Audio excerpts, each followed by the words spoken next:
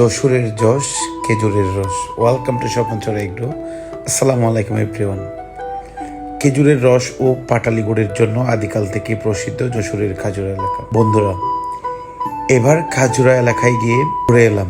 আলহামদুলিল্লাহ, খুব সুন্দর একটি অভিজ্ঞতা। আপনারাও কি ভাবতেছেন রাস্তার চারপাশে খেজুর গাছ, খেজুর ধরে আছে, আলটিমেটলি কেউ চিরতেছে না?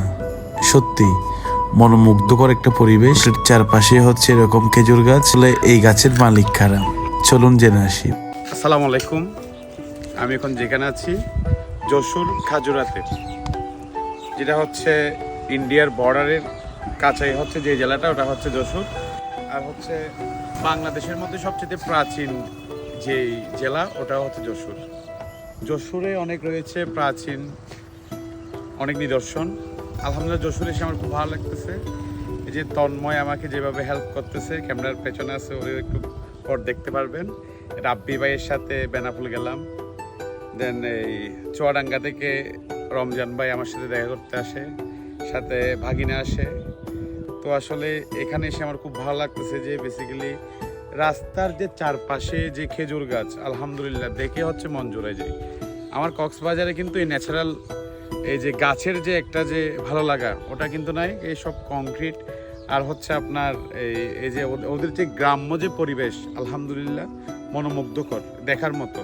এই যে আমরা ছোটবেলায় যে ক্যালেন্ডারে দেখতাম না কিছু ছবি, গ্রামীণ ছবি, আমি নিজের চোখে দেখতেছি যশোর। তো আসলে যশোর এসে যশোরের প্রেমে পড়ে গেলাম। আপনারা কারা কারা যশোর আছেন আমাকে জানাবেন, কারা যশোর গিয়েছেন আগে। খুব ভালো লাগতেছে আমার, আলহামদুলিল্লাহ। ইনশাল্লাহ যশোরে সামনে যেহেতু ইন্ডিয়া যাওয়ার প্ল্যানিং আছে, আমি যেহেতু ইন্ডিয়া বেনাপুল বর্ডার হয়ে যাব, সেক্ষেত্রে যদি ইন্ডিয়া যাই আগে আমি যশোর দিয়ে একদিন ভালোভাবে ঘুরবো, তারপর হচ্ছে যশোর যাব। তো আপনাদেরকে কিছু যশোরের রোডের ভিউ দেখাই, খুব ভালো লাগবে। আর কালকে আমি এয়ারপোর্ট গেছিলাম, আমি অনেক এয়ারপোর্টে গেছি, ঢাকা এয়ারপোর্ট, চট্টগ্রাম এয়ারপোর্ট, আন্তর্জাতিক অনেক এয়ারপোর্টে যাওয়া হয়েছে। যে কালকে যে যশোরের যে এয়ারপোর্ট রোডটা ছিল, আলহামদুলিল্লাহ অস্থির। মানে দুই পাশে রোডের দুই ধারে হচ্ছে খেজুর গাছ, গ্রাম্য পরিবেশ। চলে গেলাম এয়ারপোর্টে, যে কারো ভালো লাগবে। আপনারা চিন্তা করে দেখুন, এই যে আপনার দুবাই বা মিডল ইস্ট যেসব বিদেশে যেসব এয়ারপোর্ট বা রোডের পাশে যে গাছ লাগায়, কত টাকা খরচ করে তারা গাছের গোড়ায় পানি দেয়। এখন কিন্তু পরিবেশের একটা ক্লাইমেট চেঞ্জ হচ্ছে, যে জলবায়ু যে পরিবর্তন, আপনারা কি করবেন? এই যে যশোর জেলার মতো আমি কিন্তু নিজ উদ্যোগ নিয়েছি, দেখে আমার এলাকার চারপাশে গাছ রোপণ করবো ইনশাল্লাহ আমার কক্সবাজারে। তো আমরা যদি সবাই ছোট ছোট যদি উদ্যোগটা নিই, তো আলহামদুলিল্লাহ আমরাও কিন্তু কম না। ওয়ার্ল্ডের লংগেস্ট সি বিচ হচ্ছে আমাদের কক্সবাজার, আপনারা সকলে জানেন। তো বেসিক্যালি ভিডিওটা করা হচ্ছে এই কারণে, ক্লাইমেট চেঞ্জ হচ্ছে, জলবায়ু পরিবর্তন।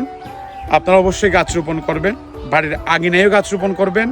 আর যদি কৃষিকে ভালোবেসে যদি বাণিজ্যিক বাগান করতে চান, আপনাদের সাথে আমি সব সময় আছি।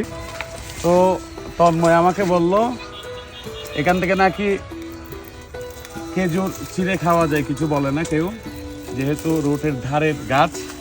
তো দেখেন আমি একটা খেজুর, মাশাআল্লাহ খুবই মিষ্টি তন্ময়। আচ্ছা তন্ময়, এগুলো কি পাকলে কি এর চেয়ে বেশি মিষ্টি? অবশ্যই পাকলে আপনি বুঝতে পারেন যে খেজুর খাচ্ছেন না চিনি খাচ্ছেন। মামা একটু দেখাও।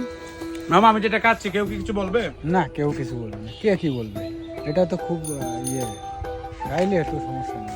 ভাই, ছোট ভাই তন্ময় চলে আসছে। তো আসসালামু আলাইকুম, আমি ফারহান আহমেদ তন্ময়। আমি মূলত ভাই কক্সবাজার থেকে আসছে, আমি তার সাথে আর কি তাকে গাইড হিসেবে গাইডলাইন করতেছি। আরে না না না, আমার ভাই খুব হ্যাঁ হ্যাঁ, আমার খুব ক্লোজ বড় ভাই। তো মূলত যে কথাটা বলবো, এই যে খেজুর গাছ, এটা আপনি আপনার বাংলাদেশের যশোর ছাড়া অন্য কোনো জেলায় এটা দেখতে পাবেন না। হ্যাঁ, আপনি ঝিনাইদহ জেলা বা চুয়াডাঙ্গাতে কিছু কিছু দেখতে পাবেন, বাট এটা হচ্ছে যশোরের সব থেকে বেশি। এখন যে খেজুর গাছগুলো আপনি এত ছোট গাছে খেজুর কোনো জায়গায় দেখতে পাবেন না। আর যে খেজুরটা আমি আপনাকে দেখাই, অন্যান্য কোনো জায়গা থেকে নিলে কিন্তু আপনার একটু হ্যারাসমেন্টের আপনি শিকার হবেন, যে কেন খেজুরটা ছিলাম। বাট যশোরে কিন্তু এমন কিছুই না। আপনি যে কোনো সময় যশোর আসবেন, এরকম সময় আসবেন, খেজুর ছিঁড়ে খাবেন, কোনো সমস্যা নেই। শীতকালে শীতের সময় আপনি রস আহরণ করতে পারবেন, আর এটার রসও অনেক মিষ্টি, বিশেষ করে কাঁচা রসটা, জ্বালাই খাবেন না। আল্লাহ বাঁচা রাখলে আমি শীতকালে কিন্তু যশোর আসবো, অবশ্যই কাঁচা রস যেটা আছে ওটা ট্রাই করবো। অবশ্যই যেখানে নেটটাকে যেটা হচ্ছে তোমার আধুনিক উপায়ে যে রসটা নেওয়া হয়, তোমাদের বাড়ির রসটা ট্রাই করবো ইনশাআল্লাহ। Must be. ভালো থাকুন, সুস্থ থাকুন, দেখা হবে নতুন কোনো ভিডিও নিয়ে। আসসালামু আলাইকুম।